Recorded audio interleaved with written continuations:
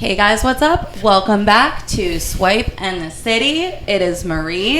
And you've got Michelle here in Studio B.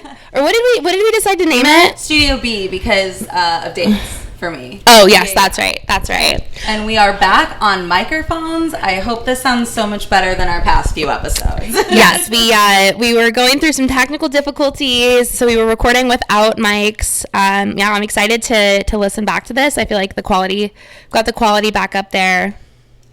Yeah, I'm super stoked. It was a lot of fun trying to figure that out. I felt like a tech genius, and I finally got it. I felt like I should have been wearing like really nerdy, like big fat glasses, but anyways.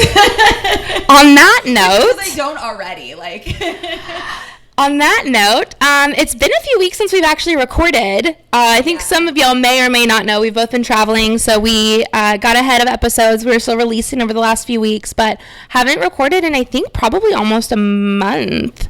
I think so, yeah. I mean, and I haven't seen you in 3 weeks either. Also that, yes, also that.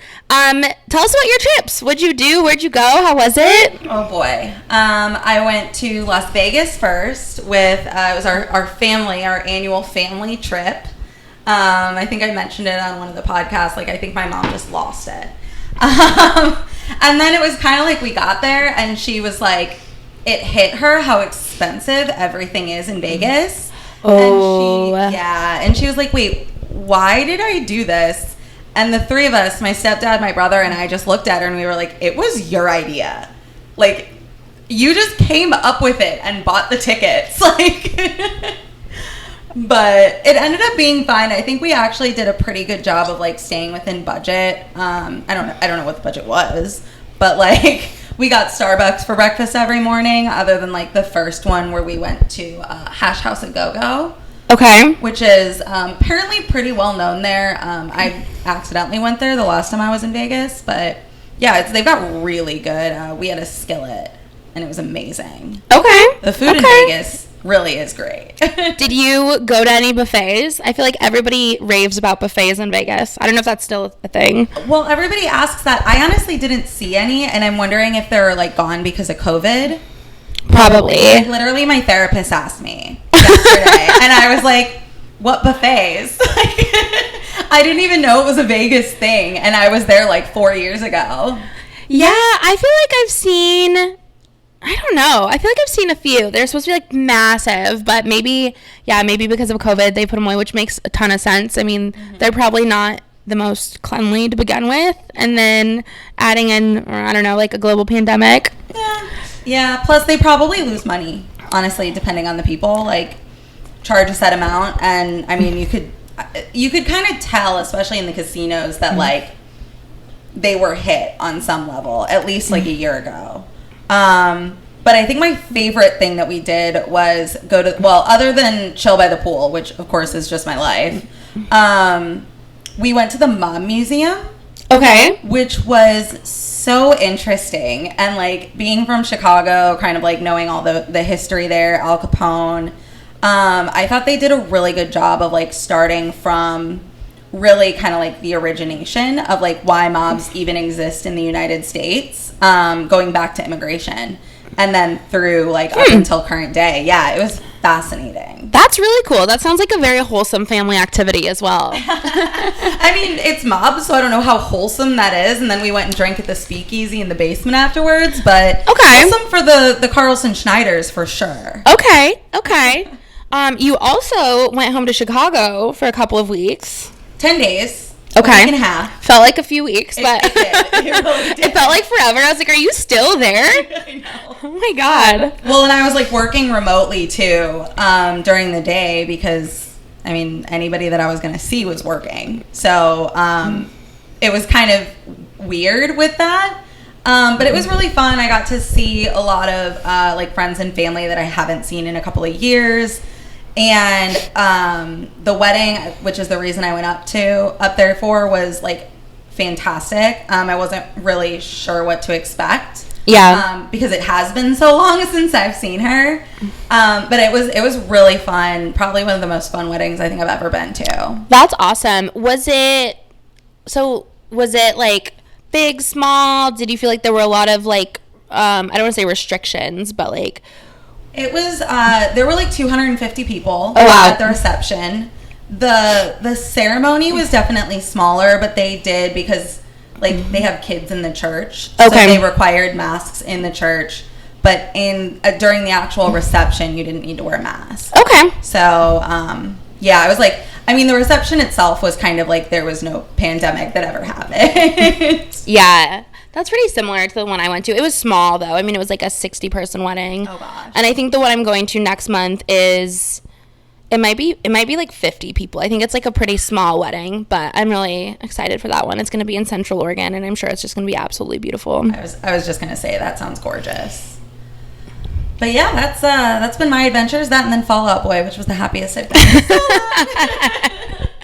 I know, y'all posted so many pictures, like little videos, and you were like cross-posting too, so I was just like seeing it. I was like, okay, she's having fun. They're having a good time. That was the best last night of any trip I think I've ever taken. Like, I love that for you. Yeah, it was just wonderful. But how were your trip, not plural. How was your single trip? It was good. I went to Maui to see my mom, as you know, and I think as I mentioned, Mom's doing pretty good. She was feeling really adventurous, which is awesome. So we went parasailing. Ooh. Which is really cool. Have you ever done it? I have not. I've done the hang gliding or something. Oh. No, not hang. Whatever. I don't remember what it's called. It's really cool. It's a really wild experience because you kind of just like slowly float up into the air and you're like tied behind a boat. Zip lining, that's the one. Sorry. Yes, much different. Much different. You're also in the air and there are like cords involved. Right. You know. So that was really cool, and it was cool to see her just like trying new stuff. She's not super like sporty adventurous, but she like got out there, tried it.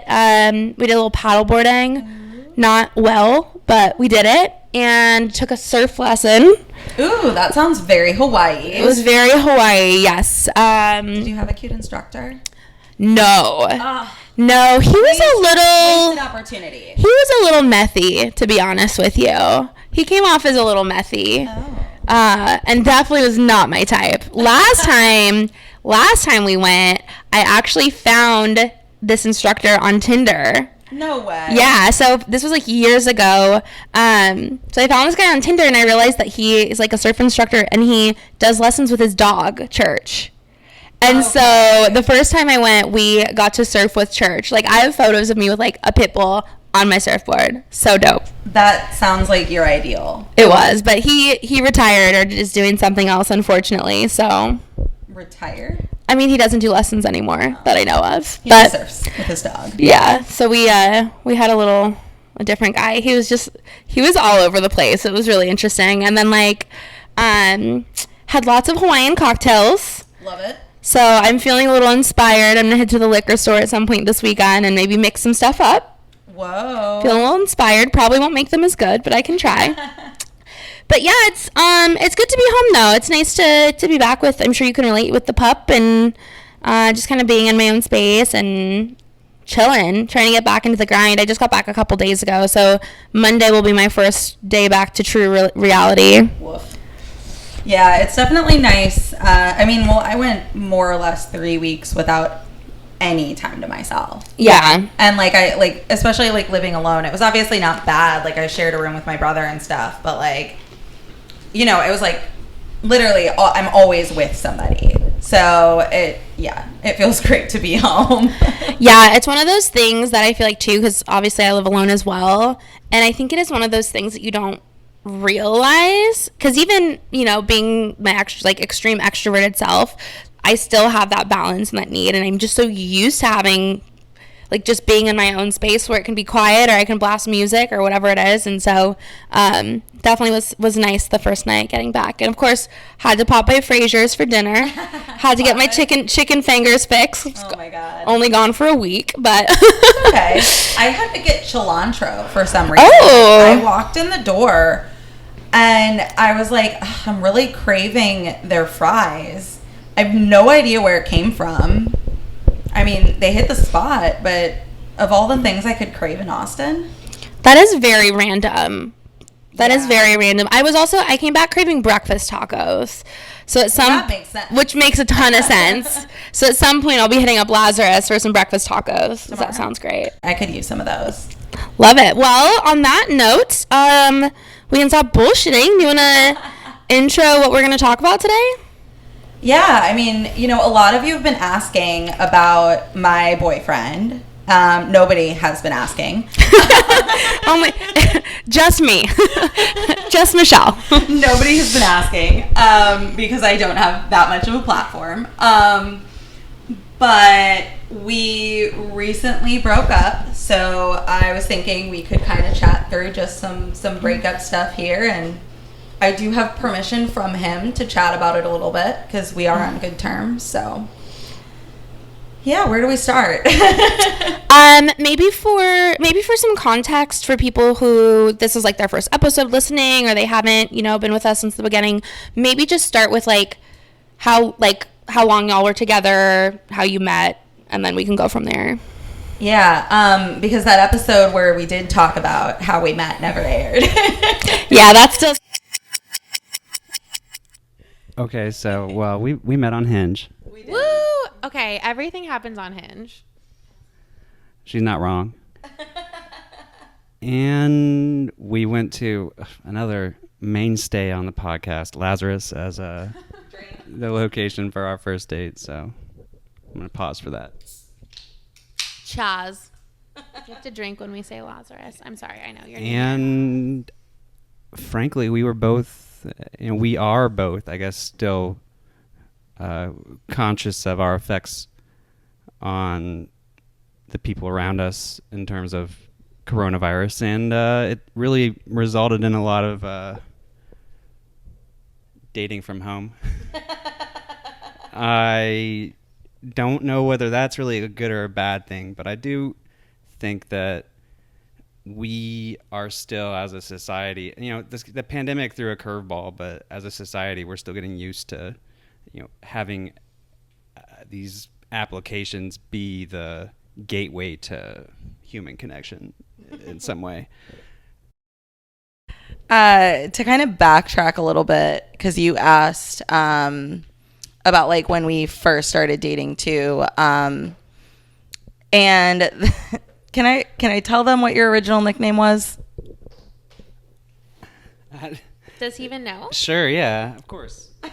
So he, on his Hinge profile, has a photo of him circa 2009 or something. Or hopefully had. Okay.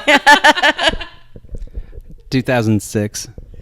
Yeah, a long ass time ago. Our listeners were very concerned about this specific year, so thank you for that clarification. Also, gold is a metal, not a mineral. If you were wondering.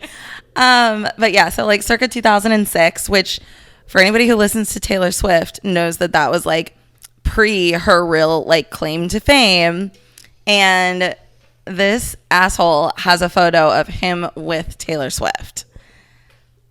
And I mean, and this was also right after she released Folklore. So I am just living all my Taylor Swift vibes. And I was like, oh my God, is this real? Is that the message you sent? Yeah, that is the message I sent. I mean, yeah, so if you're wondering whether that's my only saving grace, yeah, that's pretty much all I got to offer. That's 14 to 15 years ago, me and Taylor Swift took a photo together, and since then I've just been using it to get dates.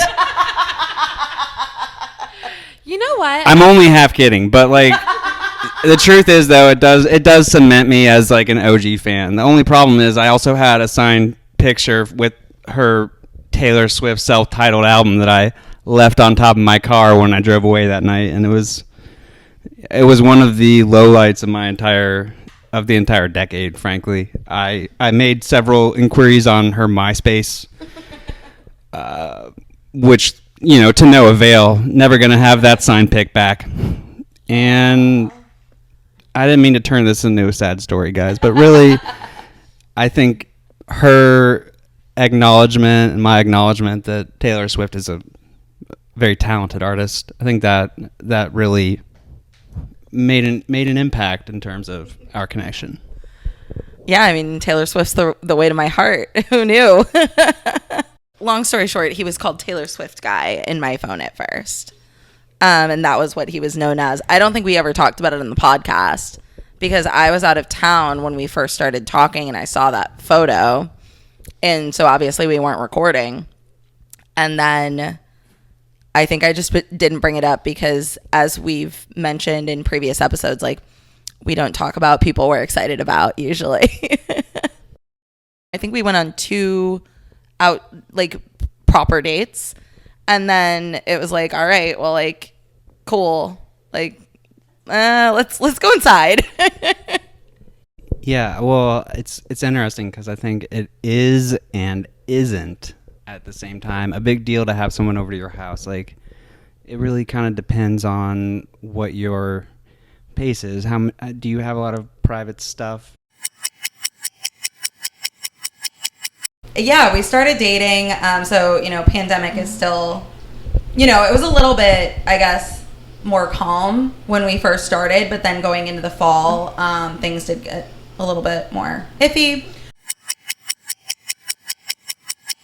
So for y'all, again, kind of circling back, now that you're both fully vaccinated, what are some things that you guys have been doing in terms of like going out or, as a couple that you weren't doing before?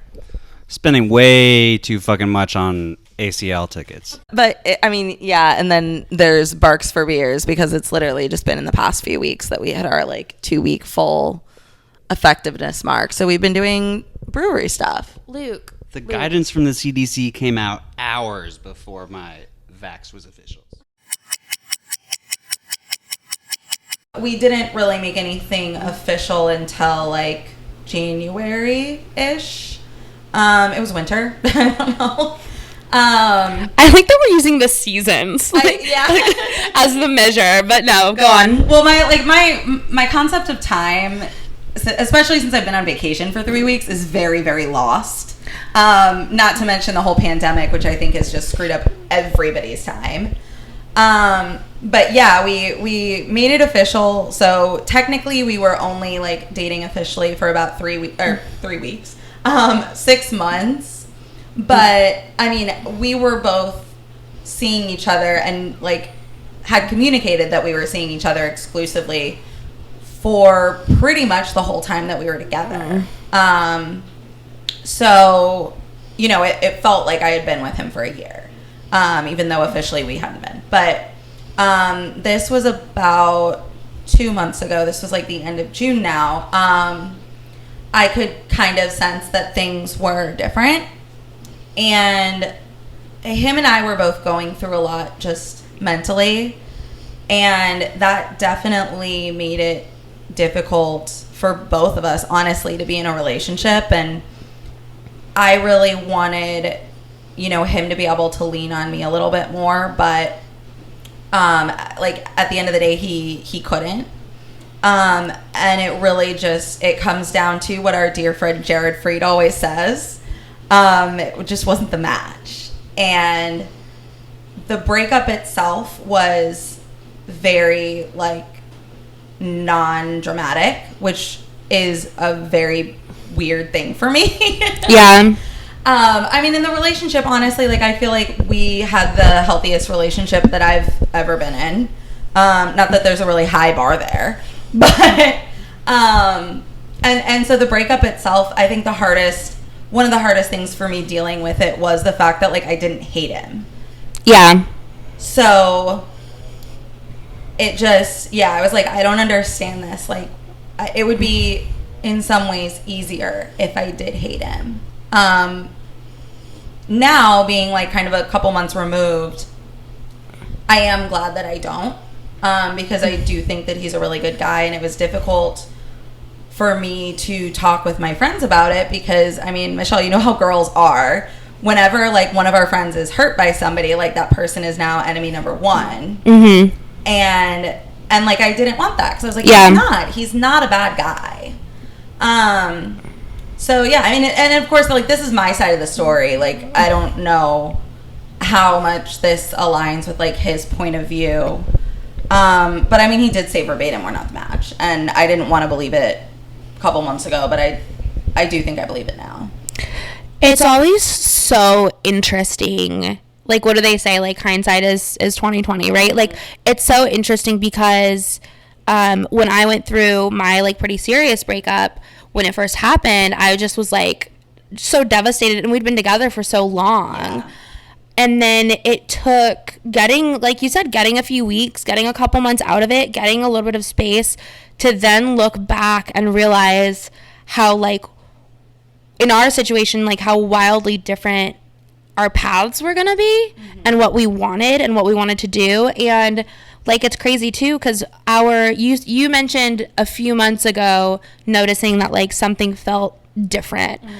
And it took, again, like, for me looking back to realize that we'd been unhappy for probably like a solid 6 months, but we were invested in living together and everything else, and we did definitely like truly loved each other. So I don't think either of us wanted to see it, but when it came down to it, it's like, we were both living like vastly different lives now, and we're both, I think, super happy. He actually just got married, so congratulations. I doubt he's listening, but you never know. That would be funny. But yeah, so I think looking back on things, you see more than when you're like in the situation.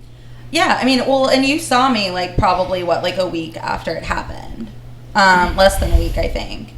And I mean, I was crying at Frasier's, like, yeah.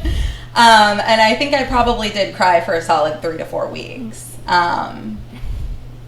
Still listening to Taylor Swift, even though like some of those songs do remind me of him. But like now it's kind of like fondly, and I'm not like, tearing up.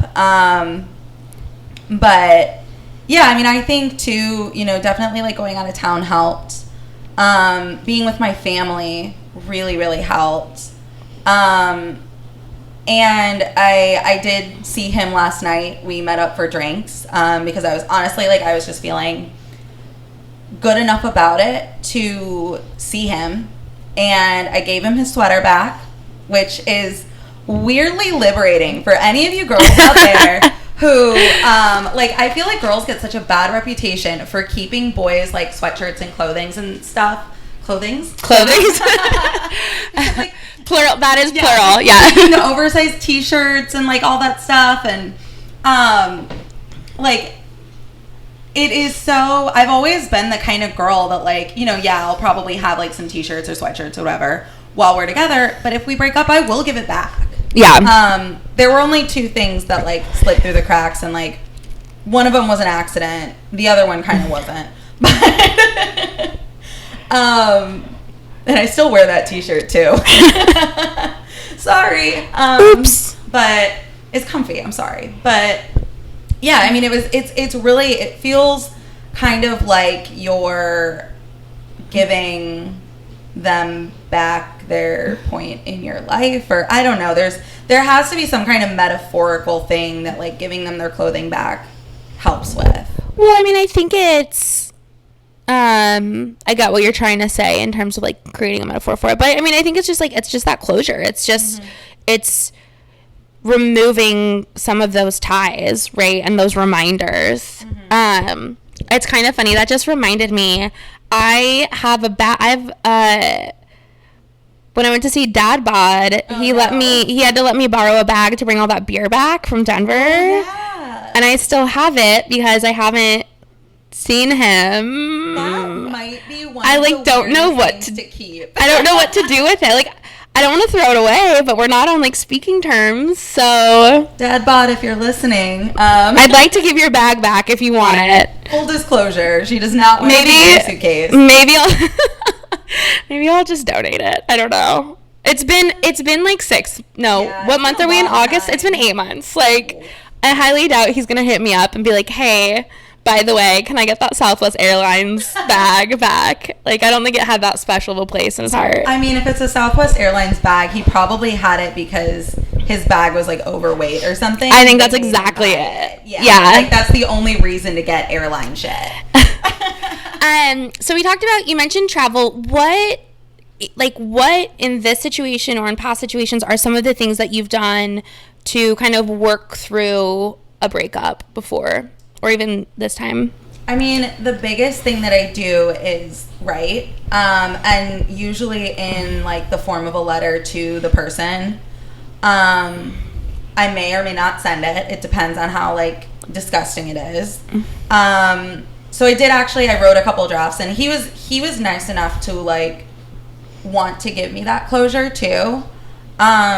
So, you know, we had the whole conversation about it. I wrote him a letter. I actually did snail mail it, even though we live in the same city. And I asked him a couple of questions, and he responded, you know, one of which was, you know, he had mentioned in the breakup, like, do you think we'll get back together? Like, were you just saying that to soften the blow? And so that was where, like, it did really hurt to see, you know, no, I think I was just saying, he's like, I wasn't really just saying it, but now that it's been some time that we've been separated, like, I really do believe that we're not the match. And that was hard. And that kind of, like, haunted me for a while. And like I said, like, I didn't want to believe it. And it didn't help that, like, talking to my mom about it, she's like, well, maybe you'll get back together. I feel like I think thinks that. And I feel like that always, like, people always have good intentions with that, but I kind of feel like that's, like, one of the worst things you can say to someone, because you're trying to make them feel better, but it's not, like, it's usually not reality. Right. And again, it always comes from a good place, always, but I do think that, like, being mindful of that it just can create and, like, prolong, because the thing about it is you won't get over it. Right. You have to work through it. You have to work through those feelings, like, and allow yourself to be sad, mad, hurt, you know, whatever it is. Yeah, I mean, it's grieving, just like when you know, when somebody passes away. You're literally grieving the person leaving your life in the capacity that they were there in.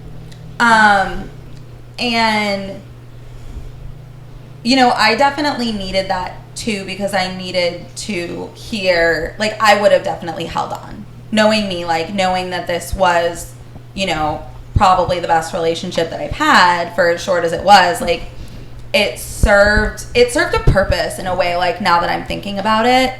Like, I feel like it showed me that I can be in a relationship, that I can still have my own life, and that I can still fully be myself and be happy, and not have it be some, like, crazy toxic situation. Because, frankly, that's a big reason why, like, I've stayed single for so long.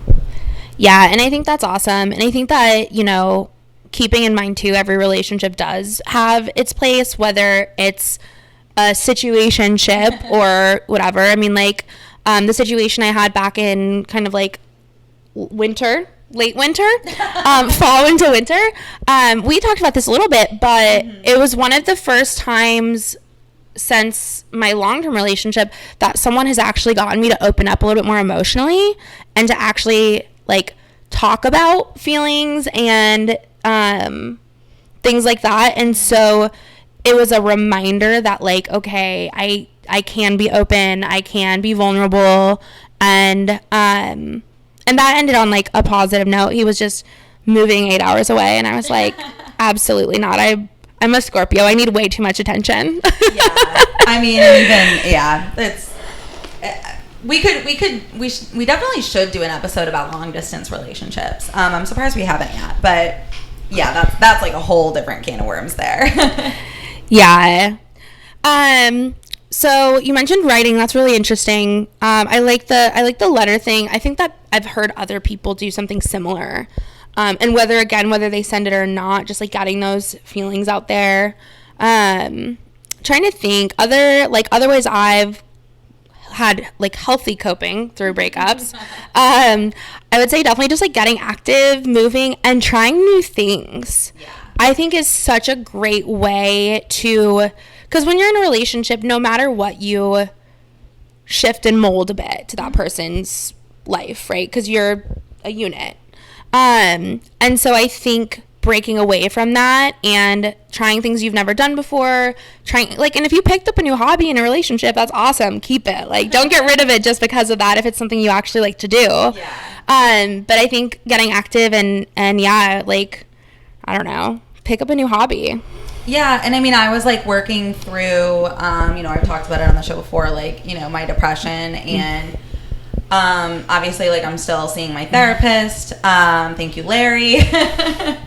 And I've started like painting, and that's another way that I like kind of is my outlet. That feels really good.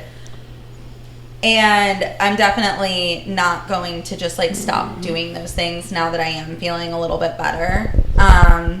It's a little weird getting back into some of the healthy like routines and habits that I had started like after him and I initially got in like this fight basically over where we were at mentally. It was a whole thing. And that was kind of the turning point for the relationship. But that was also a turning point for me in really wanting to get my mental health better.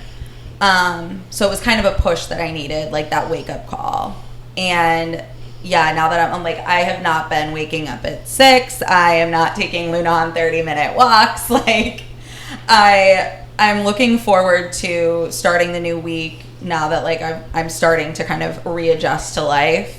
Starting the new week on Monday and just like getting back into it. Yeah, as you were mentioning that, I was looking at your little habit tracker, and I was like, I need to get one of those. Amazon, and that one's still from July because I haven't switched it over. I mean, that's okay, though. You were basically gone for all of August, so it's not really a time to try to have habits. Like, well, I have a lot of respect for the people that keep their routine on trips. That is absolutely not me. Yeah, I mean, in the one routine, like, I was still, like, I wasn't getting up at 6 a.m., but I was still waking up relatively early. I mean, in Vegas, I was in bed before 11 every night. That's hilarious. Have you ever heard anything more on brand for me? No, but I will say, in Maui, I think there was only one night that I was up past 11. Well, that's a 5-hour time difference. Right. So that's what, like 4 a.m. Central Time? Yeah, I think you're fine. I think it makes sense. Yeah, but cool. I don't know. I'm trying to think about like what are some other areas around breakups, like maybe just general do's and don'ts. What would you say? What's like a do and a don't that you would just say in general for people going through a breakup? Do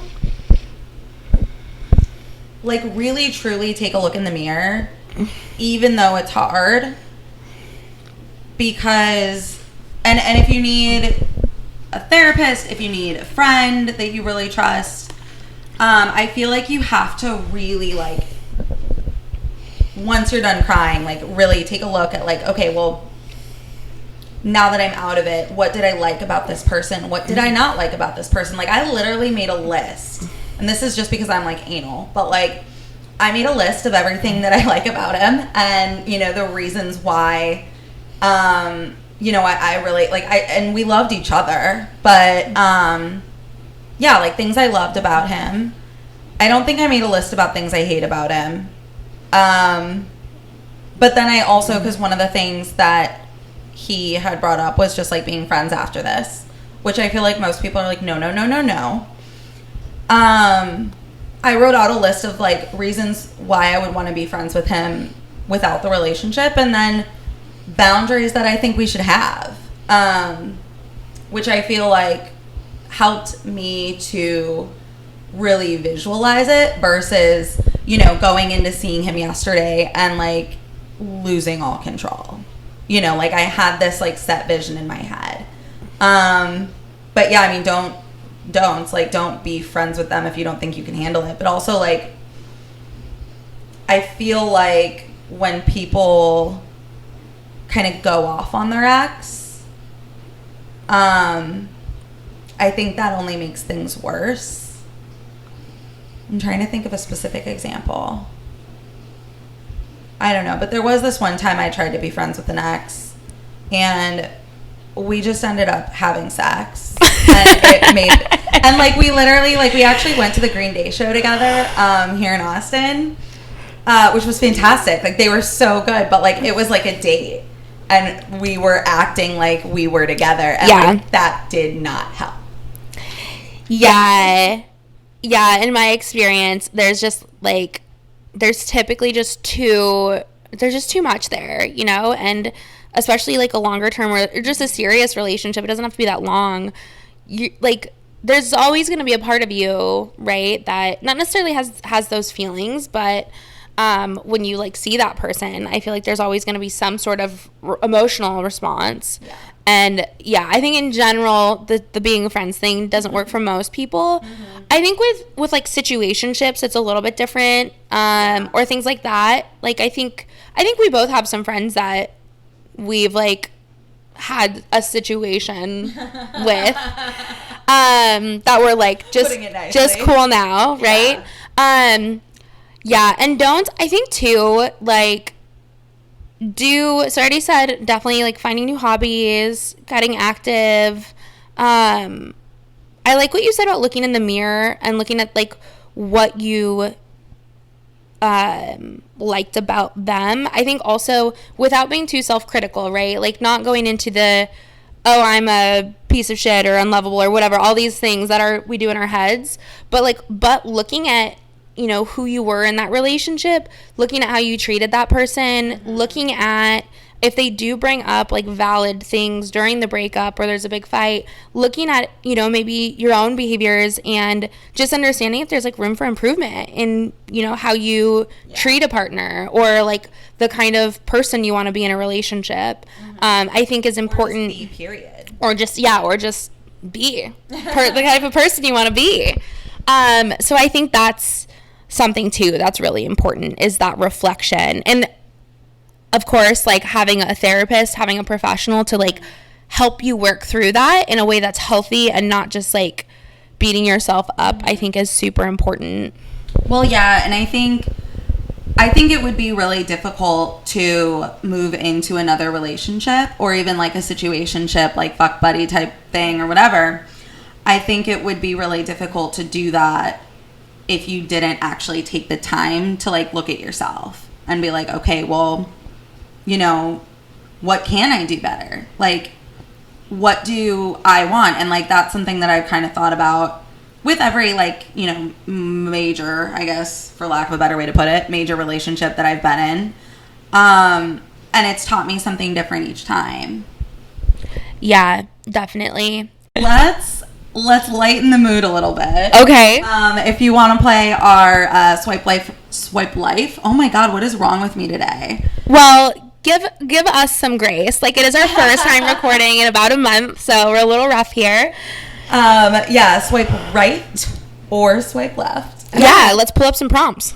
All right. And for those of you who have not heard this game before, and this might even be, depending on when we release this might be the first time we introduce it, actually.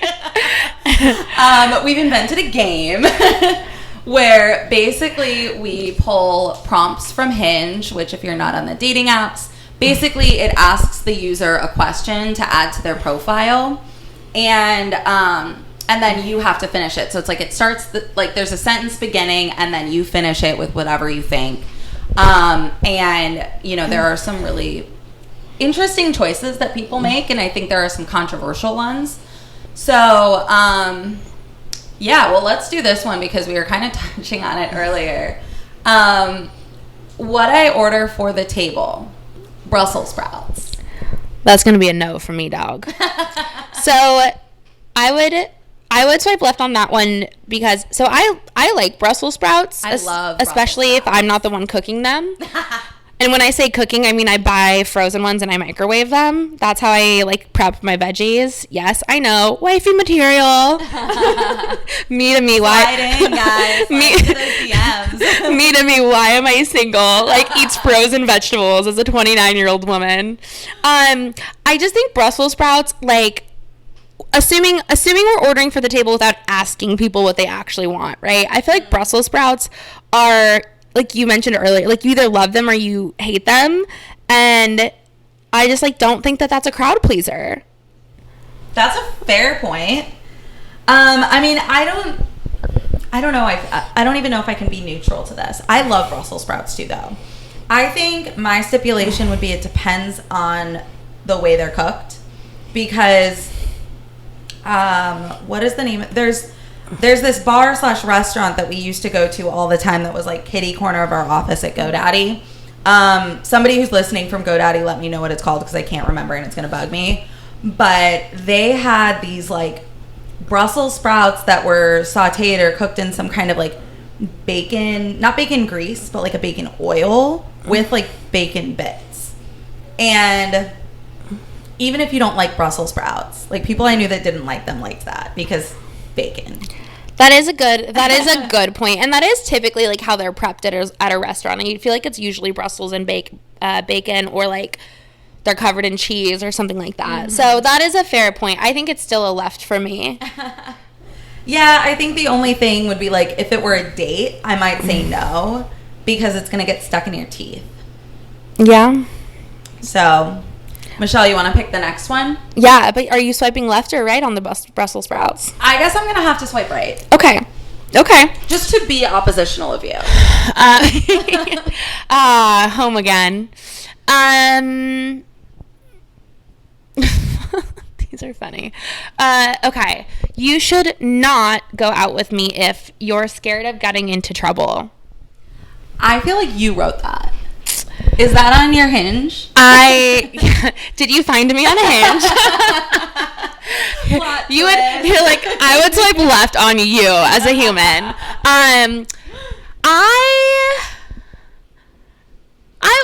This probably wouldn't be my, like, the decision-making prompt, but I would probably swipe right on that. It's intriguing. And I'm game for a little bit of trouble. That sounds right for you. Game for a little bit of a little shit show here and there. I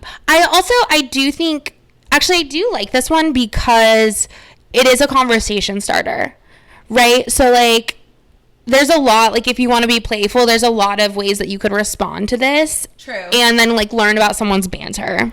That's a fair point. I think I would swipe left though, because to me, I just feel like that's a fuckboy thing to say. Absolutely. Well, and I mean, that's just, for me, like, that's just not where I'm at. You know what I mean? Like, I probably won't date again for a while because I'd rather have something, like, more serious. So, don't slide in, guys.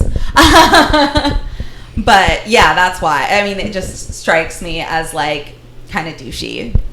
Yeah, it's a little douchey. I think, again, like, it's hard when we're just looking at one prompt. That's half the fun, though. Well, that's, like, the point. You want to pick the next one? Let's do this one because, you know. All right, what if I told you that unicorns do exist? I was actually born and raised in Austin, unicorn emoji. Let's face it, you almost certainly just recently moved here like everyone else. This is a left for me. I feel like that's... First of all, like, who gives a shit? A lot of people were born and raised in Austin. I don't understand, like, it's why it's such a big fucking deal. So Portland is like that as well, where before I moved here, I was born and raised there, and it was, like, I guess rare to some people, but I also feel like the second part of this feels really condescending.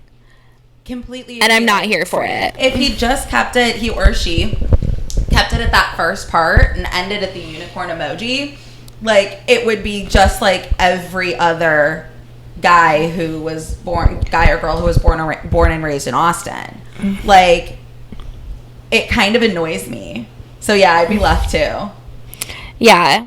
I think, too, like, going to, like, best practices and tips, keeping in mind, like, Marie and I are very sarcastic people, but keeping in mind that typically doesn't translate well over text or in prompt responses, and you just kind of sound like an asshole. Yeah, and like, to be honest with you, since I've been on the apps in Austin, I don't think born and raised in Austin really is as rare as people think, because I see this a lot. Like, this is a pretty common prompt. It's almost as common as what I order for the table, chips and guac. Oh my gosh, that reminds me. Shoot, I didn't add it to Slack. Actually, I'll save it for tonight. I have a funny profile for you. Ooh, can't wait. I'll save it for later. That sounds weird, but I'm going to keep it in my pocket for the show.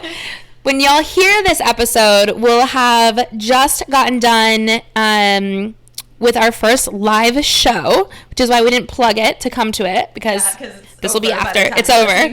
But yeah, really excited to chat through that, and then potentially look at doing some more events here going into the fall. Yeah, I'm super excited. I feel like this is gonna be, I think it's gonna be an interesting fall for us. Who fucking knows? Oh, speaking of fall, I think we should also start to kind of tease out. I know, I just saw your face. So we will be giving away a free ticket to join us at the Jared Freed show when he comes to Austin. It's going to be the first Friday in October.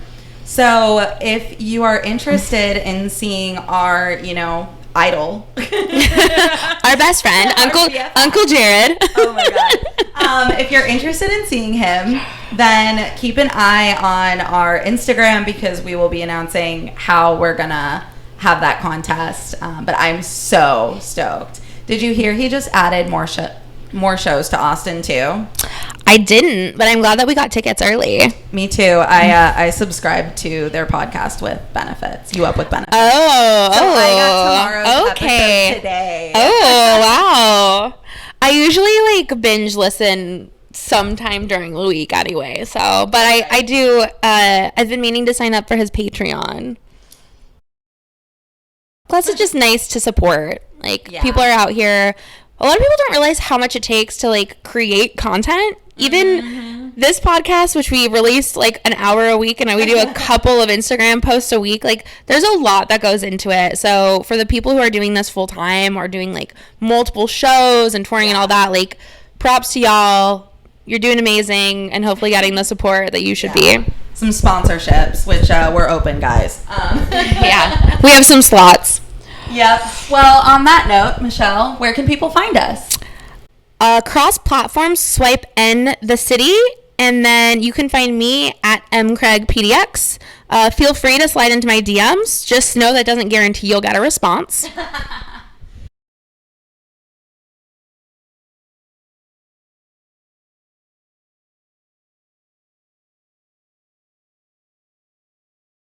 It may be talked about on our Shit Guys Say show. Yeah, so do keep that in mind if you're gonna slide in. I hope we just scared a lot of guys off from sliding in. Awesome. Cheers, y'all. Bye.